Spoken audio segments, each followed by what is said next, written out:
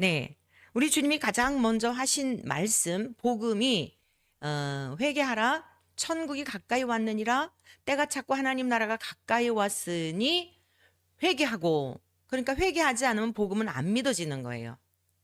회개하고 복음을 믿으라라고 하셨는데 가장 먼저 전하신 복음이라고 한다면 이는 아주 중요한, 가장 중요한 말씀이며 긴급한 것이며 전부라는 사실을 기억해야 합니다.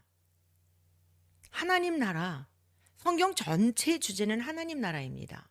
그럼 그 하나님 나라에 우리가 어떻게 들어가는가? 어떻게 그 하나님 나라를 살 수 있는가? 그래서 또 다른 주제를 예수 그리스도라고도 말하죠.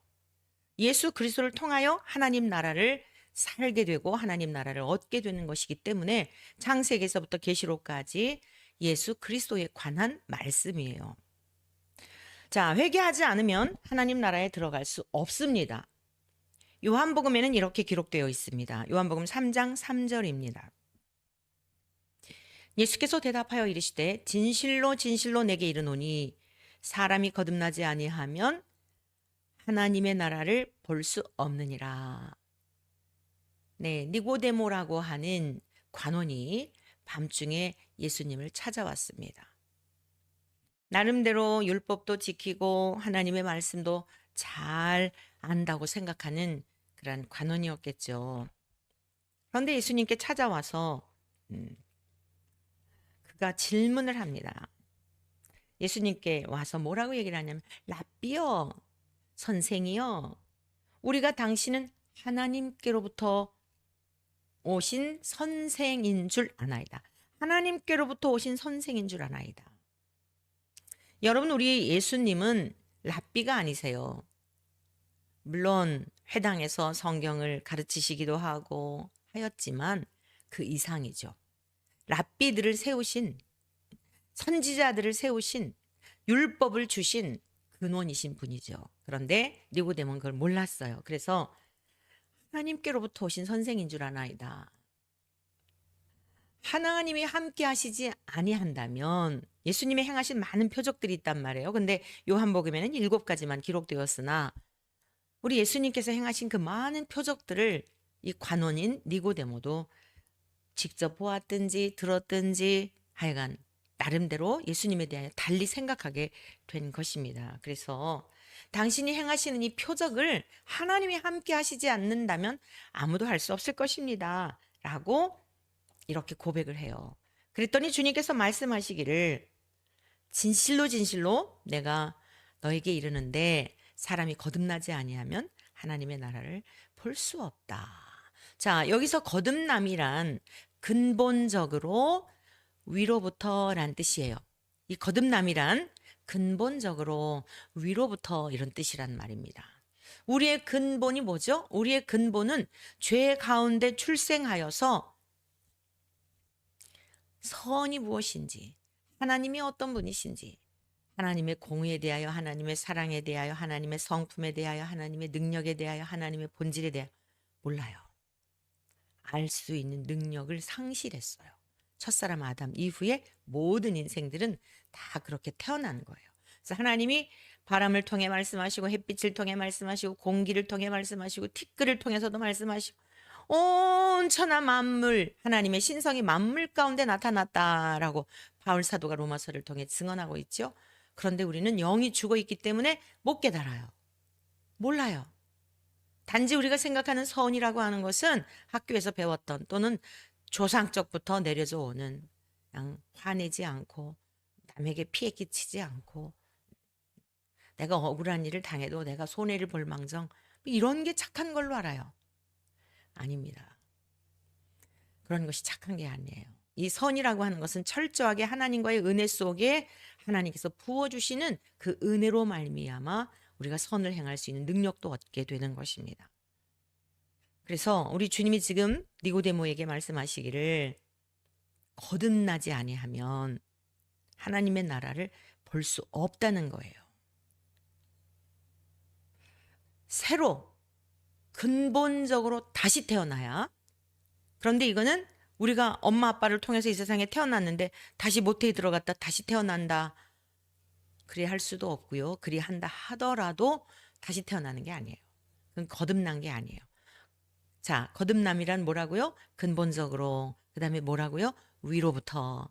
그러니까 하나님께로부터 우리의 근본적인 죄의 성향들, 죄의 성질들, 죄를 지을 수밖에 없는 이란 이 모든 것들을 하나님께서 고쳐주시고 하나님께서 해결해 주시고 하나님께서 방망이로 때려주시고 내 말이 불같지 아니하냐 방망이 같지 아니하냐 라고 예레미야 선지자를 통해 말씀하셨어요. 그래서 우리 인간의 힘으로는 되는 게 아닙니다. 자, 회개라고 하는 것은 하나님을 떠난 자리에 있는 것이다 라고 말씀드렸죠. 그런데 떠난 자리에만 있는 게 아니에요. 떠난 자리에 있을 뿐만 아니라 나 같은 인생을 찾아오신 예수님을 영접하는 거예요. 자, 첫 번째 우리가 이 누가복음 15장에 나타난 회개란 무엇인가에 대하여 우리가 배웠잖아요. 양이 100마리가 있는데 그중에 한 마리가 이제 목자를 떠났단 말입니다. 그러면 잃어버린 양을 찾아서 잃어버리다라고 하는 것은 원어적 의미에서 완전히 멸망하다, 죽어있다 이런 뜻이라고 그랬잖아요. 죽어있는 우리네 인생들 뭐가 죽어있어요? 육체는 살아있는데 영이 죽어있는 거예요. 하나님을 알 만한 능력이 상실된 거예요. 하나님이 말씀하셔도 못 알아들어요. 하나님이 보여주셔도 못 보아요. 이게 우리네 인간의 실상이라는 것이죠. 그런데 그러한 우리를 찾아오신 거예요. 찾아오셔가지고 찾기까지 찾아다니지 않겠느냐. 찾아낸즉 어깨에 메고 즐거워 집으로 돌아와서 벗과 이웃들을 모으고 잔치를 하신다라고 주님 말씀하셨어요. 자, 여기서 찾아내기까지 찾아다니지 않겠느냐라는 게 무슨 뜻이라 그랬어요? 깨닫다라는 뜻이 있다 그랬잖아요. 아, 예수님은 위로부터 오신 분이구나. 예수님은 하나님과 동일한 분이시구나. 이런 것들을 깨닫게 되는 거예요. 그래서 그 깨닫게 되는 영혼을 볼 때에 얼마나 기쁘신지 하나님을 기쁘시게 해드리는 게 뭐예요? 하나님의 말씀을 깨닫는 거예요. 하나님의 말씀을 깨닫을 뿐 아니라 신비의 세계에서 말씀을 따라 살아가는 것이에요. 그게 회개라 말입니다. 자기의 의를 깨트리고 그 양이 집을 나갔는데도 불구하고 목자가 오셨는데 통통 튀어다니면서 자꾸만 피해 다닐 수 있잖아요. 그게 서기관과 바리새인들이었어요. 그런데 오히려 세리나 죄인들은 예수님 앞에 앉아 그 말씀을 듣는 거예요. 그런 너무 그들이 기쁨이었던 겁니다. 그래서 회개라고 하는 것은 깨닫는 것이다. 있는 자리에서 주님을 영접하고 주님이 들려주시는 말씀을 신비에 새기고 더 나아가서는 그 말씀을 순종하며 살아내는 것을 말하는 것입니다. 자, 우리가 이제 이러한 내용들을 배웠었는데 그리고 10드라크마의 비유 9가지가 다 있는 것 같아도 하나가 없으면 아닌 거라 그랬죠. 봉사하고 선교하고 뭐 전도하고 교회를 짓고 열심히 있다 할지라도 하나가 없으면 아닌 거란 말이에요. 신랑이 10개를 맡겼는데 신랑이 딱 와서 내가 너에게 맡겼던 빙패물을 가져와라 라고 할 때에 9개 보면은 그런 것 같잖아요. 근데 하나가 없으면 아닌 거예요. 10이라는 숫자는 꽉 찬 충만한 이런 충족이 된 그런 의미라 그랬잖아요. 근데 하나가 없으면 아닌 거예요. 회개가 없으면 선교도 봉사도 전도도 우리가 드리는 모든 거 소용이 없는 거예요. 얼마든지 교회 다니지 않는 사람들 봉사활동하고 평화를 위해서 인권을 위해서 일하죠. 오늘 이제 이 방송 끝나자마자 이제 출발을 해야 될 텐데 오늘 아주 정말 역사적인 사건들이 있는 날이에요. 그래서 그 이동환 측에서 그쪽에도 이제 증인을 세워가지고 증언을 할 텐데 그쪽 그 변호인들이 주장하는 게 뭐예요? 인권을 위해서 일하고 있다. 이동환이란 사람은 성소수자들의 인권을 위해서. 여러분 그 목사가 아니어도 딴 사람들 얼마든지 할 수 있어요. 네, 인권운동, 평화운동 얼마든지 할 수 있어요. 오히려 목사가 하는 것보다도 더 전심으로 더 열심히 인권운동하고 평화운동 할 수 있어요. 하나님의 말씀은 그 이상입니다. 네. 주님께서 우리 양을 찾아오셨을 때 피하지 않고 영접했어요. 그러면서 오늘의 이제 말씀을 우리가 같이 좀 볼 텐데, 이 회개한 자들의 특징이 뭐냐면, 와, 나는 정말 선한 구석이 없구나. 내가 이러한 존재였구나. 와, 내가 지금까지 살아있는 게 기적이다. 내 영혼의 실상을 바라보게 되면 하나님이 불쌍히 여기지 않으셨으면 나는 살아있을 수가 없는 존재구나. 내가 이렇게 힘들게 살아가는 것이 저 사람 때문인 줄 알았는데 나의 죄 때문이구나. 아담과 하와가 범죄하고 나서 왜 이 선악과 열매 먹었냐 그랬더니 하나님이 주셔서 나와 함께 하신 저 여자, 저 여자가 먹으라 그래서 먹었습니다. 이게 우리 모두에게 다 들어가 있는 거예요. 여러분의 가정에서 문제가 있으면 하나님 탓, 남편 탓, 아내 탓, 자식 탓, 부모 탓. 그래서 이렇게 다 시끄러워요. 근데 회개한 사람, 나를 찾아와서 오신 주님을 영접하고 깨닫게 된, 내가 죄인이라는 사실을 깨닫게 되고 하나님의 은혜를 깨닫게 된 그 영혼은 나 때문이구나. 나는 정말 소망이 없는 인생인데 하나님께서 나를 찾아오셔서 이제는 하늘나라의 소망을 품고 살아가게 하시는구나. 여러분, 이게 얼마나 놀라운, 이게 죽었다가 살아난 거예요. 눈먼 소경이 눈을 뜬 것과 같은 것입니다. 이것을 위로부터 다시 태어난 사람, 거듭난 사람, 하늘의 사람, 천국 백성이라고 말하는 겁니다. 이 거듭남은 회개한 자에게 하나님이 예수님과 동일하신 성령님을 보내주셔서 한 사람의 인격 속에 임재하시기 때문에, 하나님의 영이 거하시기 때문에 이러한 것들을 깨닫게 되는 거예요. 이게 거듭난 사람들이에요. 그래서 사람이 거듭나지 아니하면 하나님의 나라를 볼 수 없느니라 라고 말씀하셨어요. 볼 수 없다. 여기서 본다라고 하는 것은 헬라어로 에이도라고 하는데요. 이거는 무슨 뜻이냐면 알다, 지식을 가지다, 생각할 수 있다, 바라보다, 감지하다, 이해하다, 확인하다, 이야기하다. 그러니까 막연하게 추상적으로 하는 것이 아니라 회개하고 성령을 선물로 받아 다시 태어난 거듭난 사람, 예수님이 그러한 사람이라야 천국에 들어갈 수 있다, 하나님 나라를 볼 수 있다라고 말씀하셨는데, 이러한 사람들은 하나님 나라를 보는 것처럼 믿게 되는 거예요. 영이신 하나님이 안 보이시지만 항상 우리와 함께 하심에 대한 믿음으로 살아가는 거예요. 에녹이 그러한 삶을 살았던 것입니다. 엘리야 선지자가 그러한 삶을 살았던 거예요. 에녹을 하나님께서 이 땅에 두시지 않냐고 데려가셨죠.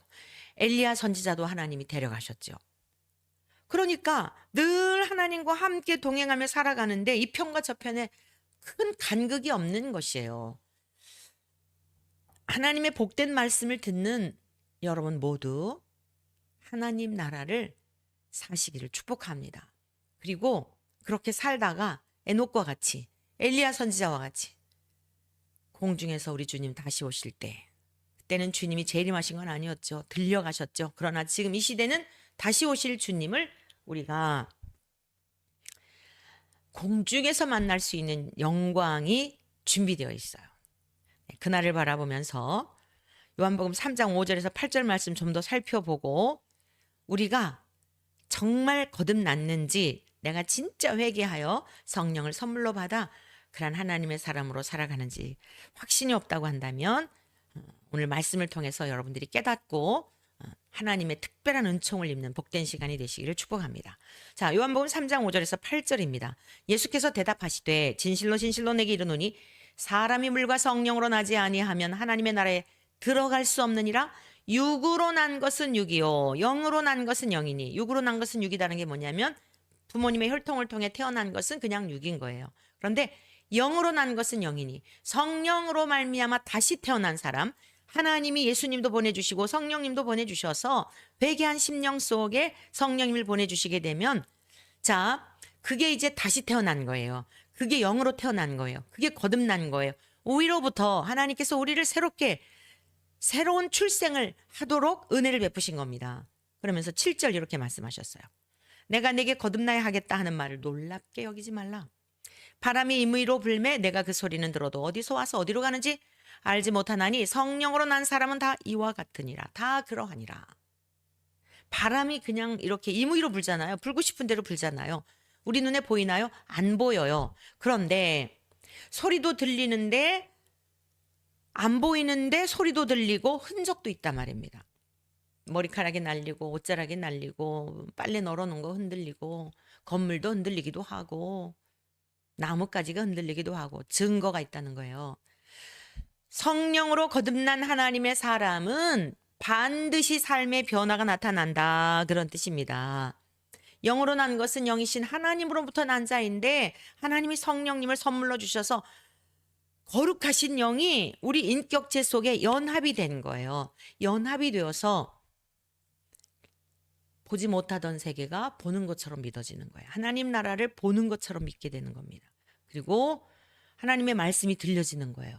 그냥 기록된 말씀으로 알았는데 깨달아지기 시작하는 거예요. 꿀송이처럼 달기 시작하는 거예요. 자, 그래서 이 회개라고 하는 것, 거듭남이라고 하는 것, 뗄래야 뗄 수 없는 관계예요.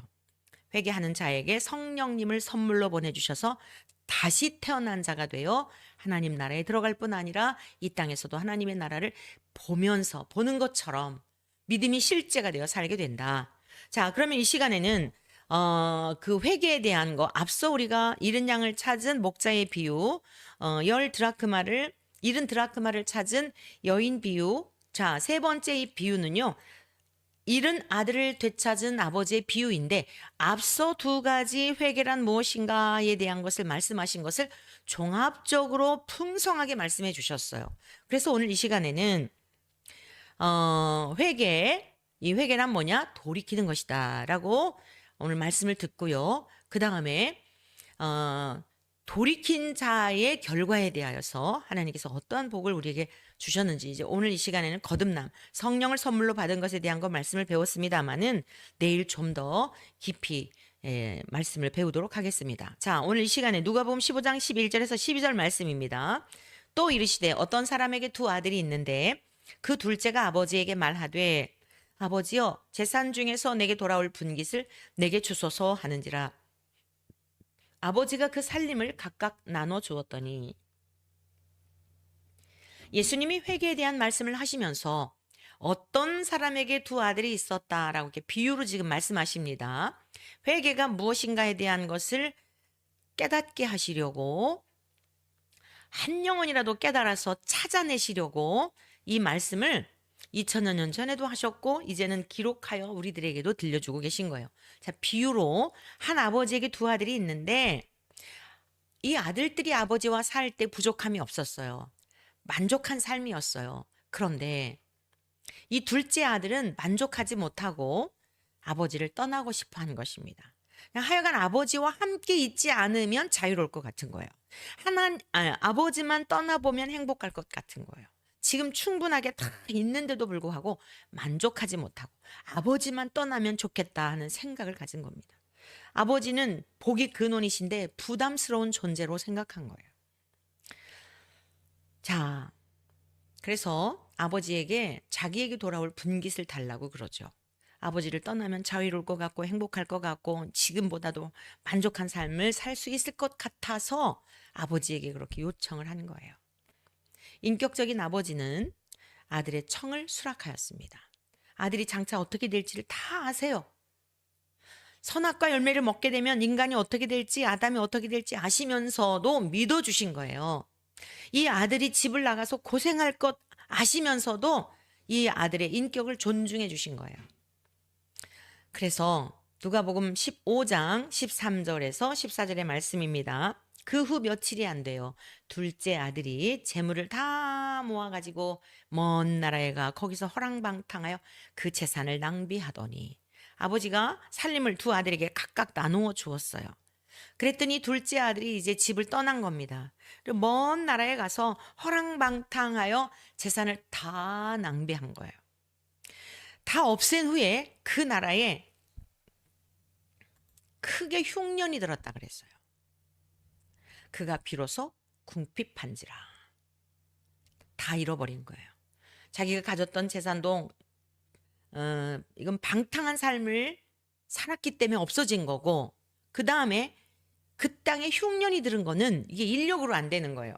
자기가 잃어버린 것은 최소한 지킬 수는 있을 거 아니에요. 방탕하게 쓰지 않으면. 그런데 그 땅에 흉년이 들었다는 건 인력으로 안 되는, 이 천재지변에 관한 문제잖아요. 그러니까 사방으로 우겨 쌓여서 살 수가 없는 거예요. 자, 그럼 어떡하죠? 빨리 집으로 돌아가야 되잖아요. 근데 이 아들이 어땠냐? 보세요. 누가복음 15장 15절 16절입니다. 가서 그 나라 백성 중 한 사람에게 붙여 사니 그가 그를 들로 보내어 돼지를 치게 하였는데 그가 돼지 먹는 쥐염 열매로 배를 채우고자 하되 주는 자가 없는지라. 자, 재산도 다 잃어버렸죠? 그리고 그 땅에 흉년이 들었잖아요. 그럼 어떻게 해야 되죠? 빨리 아버지께로 돌아오면 되잖아요. 근데 그 나라 백성 중에 가가지고 빌 붙어서 무엇인가 좀 해결해 보려고 그래요. 되도록이면 아버지께로 안 돌아가고 싶은 거예요. 여러분, 이게 우리 인간이란 말입니다. 지금 주님이 비유로 말씀하고 계세요. 너희들이 그러하다. 서기관과 바리새인들, 너희들 하나님을 잘 섬기는 것 같은데 너희들이 지금 그래. 마음은 나에게서 멀어. 너희들의 종교적인 그 행위들도 다 너희들을 위한 거야. 돌아가지 않아요. 돌아가지 않고 이제 여기 보니까 뭐라 그랬어요? 그 돼지가 먹는 쥐염 열매, 그것으로 배를 채우려고 짐승과 같은 삶으로 전락해버린 거예요. 존귀한 부잣집 아들이. 근데 그마저도 주는 자가 없는 거예요.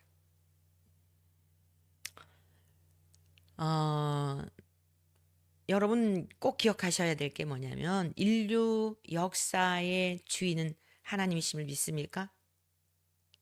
여러분의 인생의 주권자도 하나님이심을 믿습니까? 그 땅에 흉년이 들게 하신 분도 하나님이세요. 이 천재지변, 자연재해, 이거는 인간의 힘으로 안 되는 거예요. 이 한 아들을 돌이키게 하시려고, 이 한 아들을 깨닫게 하시려고, 찾아내게 하셔서 아버지의 영구한 복을 주시려고 하나님은 이렇게 사랑하시는 분이에요. 쥐염 열매조차도 주는 사람이 없을 정도로 사방이 다 막혀 있는 거예요. 오늘 여러분의 삶의 환경이 그러한 지경에 있다 할지라도 낙심하지 마시고 어서속히 하나님을 바라보시기를 축복합니다. 이 아침 방송을 애청하시는 여러분들은 사실 재미없는 방송이죠. 구독자 보세요. 구독자를 보시고 구독 수를 보세요. 재미없는 말씀이죠. 오리지널 성경 말씀, 성경만 가지고 전하는데 어제 어느 분이 저에게 이제 예배에 대한 거 물어보더라고요. 그래서 수요 예배 드리고 양육하고 예배 끝나고 양육하고 저녁에 양육이 있고 그랬더니 뭘로 양육하세요? 라고 물어봐요. 네, 이제 성경만 가지고 양육합니다. 성경 가지고 양육합니다. 과거에 많은 교재들을 사용해 보았는데 저도 만족이 되지 않고 2%가 부족한 것 같고 그래서 그냥 성경만 가지고 양육을 합니다. 하나님의 말씀을 사랑하시는 저와 여러분 되시기를 축복합니다. 어떻게 해서든지 안 돌아가고 싶은 거예요. 어떻게 해서든지 하나님을 멀리하고 싶은 거예요. 쥐염 열매를 먹는 그 짐승이 먹는 그것을 구하면서도 아버지께로 가고 싶지 않은 거예요. 이게 인간이에요, 이게. 근데 무슨 선하다고요. 이 아들이 지금 돌아왔으니까 착한 것 같아요. 완전히 바닥에서도 정말 음부에까지 지금 내려가 있는 상황이에요. 근데 하나님의 선하심과 인자하심이 그를 포기하지 않기 때문에 누가복음 15장 17절 말씀을 보시겠는데 아들이 이런 생각을 하는 거예요. 이것도 은혜예요. 이런 생각을 하는 것도 하나님이 포기하시지 않으셨기 때문에 이에 스스로 돌이켜 이르되 자기 스스로 돌이키는 겁니다. 자기 스스로 생각해 보는 거예요. 생각을 바꾸는 거예요. 생각. 회개란 뭐냐? 생각을 바꾸는 거예요. 아버지 떠나면 행복할 것 같았어요. 나 아버지만 없으면 만족할 것 같아. 하나님만 안 믿으면 내가 그냥 하나님 소리만 안 들으면 좋겠어. 이게 우리 인간이라니까요. 근데 그 생각을 바꾸는 거예요. 뭐라 그랬어요? 스스로 돌이켜 생각을 바꾸어 뭐라고 생각을 하냐면 내 아버지에게는 양식이 풍족한 품꾼이 얼마나 많은가. 나는 여기서 줄여 죽는구나. 아들이 어떻게 이런 생각을 했죠? 아버지의 품에서 살 때 그 부요함과 풍성함 속에 살 때 아버지를 경험한 거예요. 아버지의 풍성함을 아들에게 보여준 거예요. 그게 생각나는 거예요. 내 아버지에게는 양식이 풍족한 품꾼이 얼마나 많은가. 회개란 무엇인가? 생각을 바꾸는 것입니다. 행동을 돌이키는 것입니다. 전 존재적 삶을, 여러분의 전 존재적이란 인격을 말하는 거예요. 전 인격적으로 생각도 바꾸고 행동도 바꾸는 것을 회개라고 말하는 거예요. 스스로 돌이켰습니다. 절대로 회개는 다른 사람이 대신 해줄 수 없어요. 내가 밥을 먹어야 내 배가 부르듯 아버지가 신 포도를 먹었다고 하여 아들이 시다고 말하지 않아요. 오늘 이 아들은 자신의 참담한 처지를 보며 생각하게 되었습니다. 얼마나 잘못된 선택을 하였는지 깨닫게 된 것입니다. 아버지를 떠나면 행복할 줄 알았는데 그것이 얼마나 악한 생각이었는지, 옳지 않은 행동이었는지를 깨닫게 된 것입니다. 그것이 잘못된 것임을 깨달았을 뿐만 아니라 생각을 바꾸었을 뿐만 아니라 아버지를 생각했어요. 자기의 무능함, 자기의 비참한 처지를 생각하면서 동시에 나와는 전혀 다른 아버지를 생각한 겁니다. 아버지 집에는 종들조차 풍족하게 살 수 있는 능력 있는, 나의 아버지는 능력 있는 분임을 생각하게 된 거예요. 그 다음에 회개란 무엇이냐? 생각을 바꾸는 것이라고 그랬죠. 행동도 바꾸는 것이라고 그랬습니다. 이 회개라고 이건 다 사실 각각이 아니에요. 다 그 안에 다 들어있는 거예요. 한 덩어리예요. 그런데 두 번째, 이 진정한 회개라는 게 뭐냐면 죽을 수밖에 없는 존재임을 인정하는 거예요. 진짜 회개한 사람들, 진짜 회개했나 가짜로 회개했나, 교회 다니면서 반성문, 기도문 쓰잖아요. 반성문 쓰듯이 하나님 앞에 입으로만 립서비스 하듯이 회개한 것처럼 그렇게 비춰진 것은 아닌지, 정말 회개한 사람, 정말 하나님께로 돌이키는 사람은 죽을 수밖에 없는 존재임을 인정하는 것입니다. 인정. 회개라고 하는 것은 인정하는 거예요. 내 악함을 인정하는 겁니다. 연약함을 인정하고 죄인임을 인정하고 내 죽을 수밖에 없는 죄 가운데 출생한 인생인 걸 인정하는 거예요. 가정에서도 다툼이 일어나고 여러분 자녀를 키울 때 아주 속상한 게 뭐죠? 잘못을 저질러 놓고도 인정하지 않는 사람들 볼 때 기가 막힌 거예요. 사회에서도 마찬가지예요. 국회의원들 보세요. 아유, 보지를 말아야지. 아주 보지를 말아야지. 절대 인정하지 않죠. 그리고는 막 계속 거짓말. 그러니까 거짓말이 눈덩이처럼 불어나는 거예요. 나중엔 걷잡을 수 없어. 자, 자꾸 듣다가 보니까 거짓말이 진짜처럼 느껴지는 거예요. 자, 대단한 능력들이죠. 나는 여기서 줄여 죽는구나. 탄식을 합니다. 회개라고 하는 것은 우리가 죽을 수밖에 없는 존재인 거. 나에게는 아무런 의도 없고 죽으라 하셔도 아니 지금 이 아들 이 상태는 죽는 거예요. 죽는 것밖에 없어요. 그런데도 불구하고 하나님께서는 계속 사실 이러한 마음을 갖게 된 것도요. 은혜가 임했기 때문이에요. 그래서 다 은혜예요. 회개하는 것도 은혜이고 믿어지는 것도 은혜이고. 자, 그러면 이제 18절에서 19절을 보겠습니다. 생각할 수 있어요. 자, 깨달을 수도 있어요. 그런데 진짜 깨달음이라고 하는 건 뭐냐면 결단하고 행동에까지 미쳐야 되는 거예요. 목회하면서 참 공허하게 느끼는 상황이 뭐냐면 목사님 오늘 너무 은혜 받았어요. 목사님 정말 어떻게 이렇게 말씀이 은혜로워 이래놓고 하나도 안 달라지는 거예요. 삶이 전혀 안 달라지는 거예요. 그냥 보통 때는 몰라요. 근데 어떤 상황이 되면 이 감추어진 것을 이게 드러나지 않을 게 없거든요. 죽은 다음에만이 아니에요. 그러니까 어느 순간 말씀이 나하고 부딪히게 되면 스파크가 일어나는 거예요. 혈기가 나고 말씀 때문에 혈기가 나는 거예요. 내 의를 깨트리는 말씀이 막 콕콕 쑤시는 것 같으니까 막 화가 나는 거예요. 진짜 회개한 사람 아니에요. 진짜 회개했으면 아멘입니다. 맞습니다. 그 정도가 아니죠. 그 정도가 아닙니다. 그 정도만 돼도 얼마나 좋을까요? 정말 은혜가 아니면 구원받을 수 없죠. 여러분, 이게 진짜 회개한 사람들이에요. 이게 거듭난 사람들이에요. 성품도 점점 온유해져요. 그분들의 얼굴에도 평화가 깃들어요. 근데 그렇지 않고 말로만 회개한 사람, 말로만 그러는 사람들은 그냥 혈기가 충만해가지고 얼굴에도 그냥 도끼가 가득 차 있어요. 18절에서 19절 보십니다. 내가 일어나 아버지께 가서 이르기를 아버지, 내가 하늘과 아버지께 죄를 지었사오니 지금부터는 아버지의 아들이라 일컬음을 감당하지 못하겠나이다. 나를 품꾼의 하나로 보소서 하리라 하고, 여기까지 뭐죠? 여기까지 생각한 거예요. 아, 진짜 잘못됐다. 야, 이게 정말 못됐네. 내가 생각해도 이거 진짜 이건 아니야.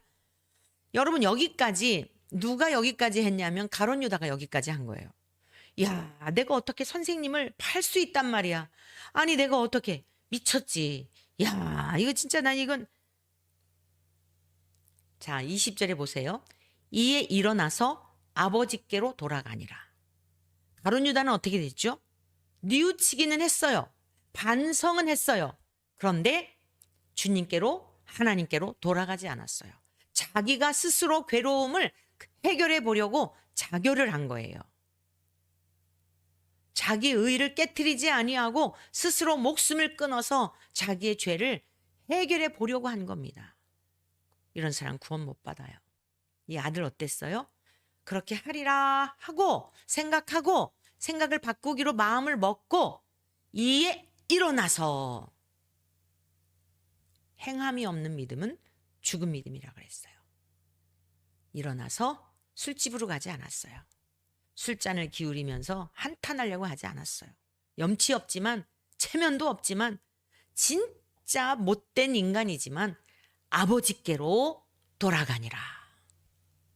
아버지께로 돌아갈 생각을 한 겁니다. 다 잃고 나서. 그런데 대가 지불이었죠. 누구 거 갖고 대가 지불한 거예요? 사실 아들 것도 아니에요. 아버지 거 갖고 아버지가 대가 지불하신 거예요. 아들 재산 아닙니다. 여러분, 저와 여러분들이 뭐 잃은 거 같고 뭐 어쩌고 저쩌고 한 것 같지만 아니에요. 아버지 거 가지고 아버지께서 허비하신 거예요. 아들만 주신 게 아니라 우리를 깨닫게 하시려고 여러분 소중한 거 빼앗아 가셨잖아요. 그거 여러분 거 아니에요. 원래 하나님 거였어요. 근데 여러분들을 빼내신 거예요.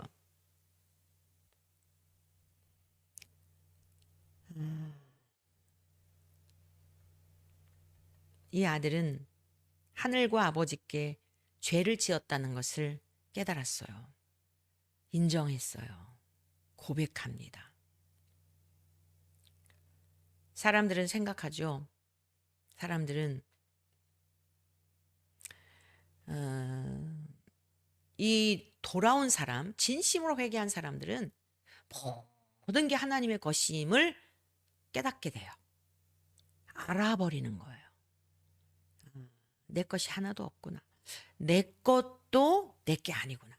그래서 사실 우리가 이렇게 언어를 사용할 때 내 거 하는 게 굉장히 부담스러워요.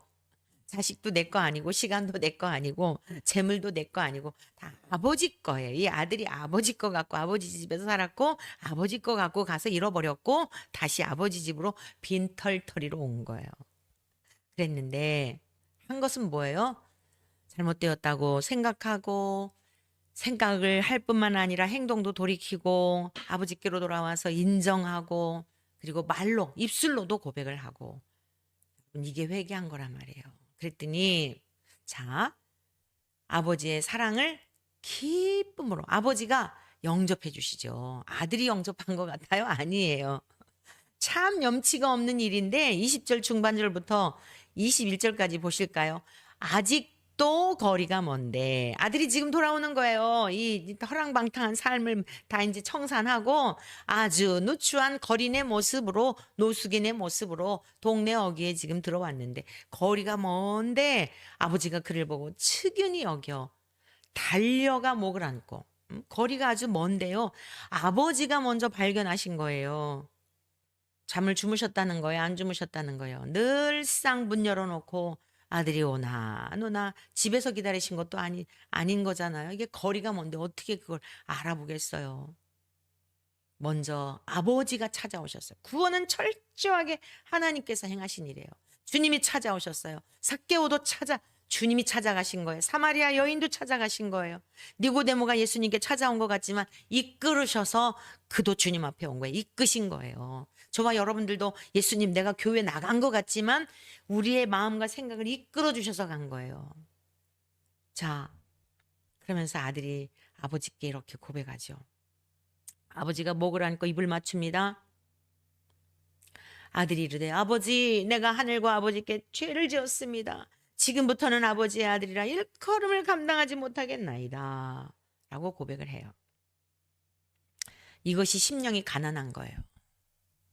우리가 이 말씀을 좀 더 이해하기 위해서 아버지가 먼저 아들을 발견한 이 내용 그리고 이것이 어떤 구속사적으로 의미가 있는가에 대한 것을 우리 구약의 말씀을 좀 찾아보고 예수님과의 관계에 대해서 살펴보겠어요. 신명기 21장 18절에서 21절의 말씀인데 패역한 아들, 어떤 사람에게 패역한 아들이 있잖아요. 그 아들에게 어떻게 해야 하는지에 대한 가르침이에요. 사람에게 완악하고 패역한 아들이 있어 그의 아버지의 이 말이나 그 어머니의 말을 순종하지 아니하고 부모가 징계하여도 순종하지 아니하거든 그의 부모가 그를 끌고 성문에 이르러 그 성읍 장로들에게 나아가서 그 성읍 장로들에게 말하기를 우리의 이 자식은 완악하고 패역하여 우리 말을 듣지 아니하고 방탕하며 술에 잠긴 자라 하면 아버지일지라도요 이 아들을 고발하게 돼 있어요. 방탕한 자식은 패역한 자식은 말을 듣지 않는 자식은 그러면 21절 그 성읍의 모든 사람들이 그를 돌로 쳐 죽일지니 이같이 내가 너희 중에서 악을 제하라 그리하면 온 이스라엘이 듣고 두려워하리라. 유대인들은요 이 내용을 다 알아요. 지금 바리새인이나 서기관들이나 이 사람들도 다 이 내용을 알아요. 지금 예수님이 이 비유로 말씀하신 이 내용에 대하여서 우리 예수님이 이 말씀을 염두에 두시고 말씀하신 거예요. 이 아들은 죽어 마땅한 겁니다. 허랑방탕한 이 아들은요, 어디부터 잘못됐냐면 유산을 달라고 할 때부터 잘못된 거예요. 왜냐? 유산이라고 하는 것은 죽은 다음에 법적으로 자연이 물려지는 거거든요. 근데 아버지가 살아계실 때 유산을 주세요라고 하는 것은 마음의 의도가 뭐예요? 아버지가 왜 이렇게 빨리 안 죽는 거야? 아버지 죽을 때까지 내가 기다릴 수가 없네. 마음에 악한 의도가 있는 거예요. 기다리지 못하고. 마음의 살인적인 아버지가 빨리 죽으면 내가 유산이 나의 것이 될 텐데 돌아가시지 않으니까 먼저 달라고 하는 이러한 것들이 아주 악한 일이에요. 순종하지 않는 정도가 아닙니다. 이 아들은 돌에 맞아 죽어 마땅한 그러한 아들이었던 거예요. 그런데 아버지가 이 내용을 다 알고 있는 거죠. 그러니까 이 동네 어귀의 아들이 들어오게 되면 동네 사람들이 이 아들을 돌로 쳐 죽여도 할 말이 없어요. 아버지가 가서 고발해야 되는 그런 내용인데 그러니까 이 지금 집집마다 다 이 전염병처럼 그 둘째 아들이 부잣집에 그 둘째 아들이 안 보이니까 어디 갔냐고 소문 해가지고 종들의 입에서 입으로 해가지고 동네가 다 퍼졌지 않겠습니까? 이차 저차 이래가지고 그 둘째 아들이 재산을 달라 그래서 갔대 이래가지고 이 못된 자식 들어오기만 해봐라 집집마다 벼르고 있는 거예요. 왜냐? 요 아들이 만약에 들어와서 잘 살게 되면 이래도 되네 이래가지고 이게 하나의 어떤 판례가 돼버리는 겁니다. 그래서 이 동네 전염병처럼 집집마다 악한 일들을 하게 되니까 악을 제하라. 지금 이 신명기 말씀이 바로 그거거든요. 아버지가 이 내용을 알고 있는 거예요. 이 목은 뭘 말하는 거죠? 생명의 근원이잖아요. 목숨, 숨이 여기 붙어 있잖아요. 그러니까 아버지가 아들을 발견하자마자 달려가가지고 목을 끌어안았어요. 이게 무슨 뜻이죠? 아들을 죽이려거든 나를 죽이시오 이겁니다. 이 아들은 죽었다가 살아난 아들입니다. 나를 죽이시오. 이른 약을 찾아오신 그분이 누구예요? 예수님이세요. 여기서 지금 아들의 목을 끌어안은 그 아버지가 누구예요? 너희들의 죄 때문에 내가 대신 맞아 죽으려고 왔어. 이 말씀하시는 거예요. 근데 이들이 깨달았어요? 못 깨달았다고요. 근데 누가 깨달았어요? 누가 그 말씀을 들으려고 가까이 왔어요? 세상에서 없음 여김을 받고 천하다고 생각하는 그들이 주님의 말씀을 들으러 온 거예요. 얼마나 주님이 기뻐하셨겠냐고요. 그들에게 무엇을 아끼시겠어요. 그래서 이제 뒷부분에 보면은 둘 큰아들에 대한 내용이 나오잖아요. 네. 다음에 살펴보기로 하고요. 잃어버린 양을 찾아오신 목자로 한 드라크마를 찾는 여인과 같이 잃은 아들을 다시 찾은 아버지의 마음으로 예수님이 이 땅에 오신 겁니다. 우리가 할 일은 뭐라고요? 이 은혜를 값없이 거저주신 이 은혜를 황송한 마음으로 우리 주님을 모셔드리고 주님이 남기신 말씀, 이 말씀대로 우리의 신비에 새겨서 말씀대로 살아내고 말씀이 우리 발의 등이라 그랬어요. 우리 길의 빛이라 그랬다고요. 세상의 철학이 아니에요. 사상이 아닙니다. 이론이 아니에요. 무슨 인권 운동 어쩌고 평화 어쩌고 하면서 그러한 것들로 속이는 게 아니에요. 다 같이 생산을 해가지고 함께 먹고 살자. 공산주의가 아니에요. 사회주의가 아닙니다. 진리의 말씀이 우리를 아버지께로 인도하는 겁니다. 그 말씀을 깨달을 때 우리 주님이 얼마나 감사한지 우리 안에 계시는 성령 하나님이 기뻐하시는 거예요. 그 기쁨이 우리에게 전가되어서 자, 성령의 열매는 사랑과 희락과 사랑이 뭐죠? 하나님 사랑, 이웃 사랑. 율법을 이루게 돼요. 그러니까 희락. 이거는 세상의 기쁨이 아니에요. 위로부터 내려주시는 희락. 사랑과 희락과 오래 참음과 자비와 양성과 충성과 온유와 절제 이런 열매들을 맺게 되는 겁니다. 주님이 내 안에 계신 증거예요. 사랑하는 성도 여러분, 이 회개라고 하는 것을 너무 가볍게 다루었어요. 그건 하나님을 경홀히 여기는 일이에요. 오늘 말씀 듣고 또 다시 들으세요. 본문 말씀을 무엇보다도 누가복음 15장의 말씀을 읽고 또 읽고 묵상하시면서 성경적인 회개, 주님이 가르쳐 주신 회개, 그리하게 될 때에 주님이 약속하신 대로 성령님이 진리의 성령이 우리 안에서 충만하게 역사하셔서 이 세상도 이기고 죄악도 이기고 악한 원수마귀의 계략에 넘어가지 않고 능히 날선 하나님의 말씀의 검으로 승리의 삶을 살아가는 저와 여러분 될 줄로 믿습니다.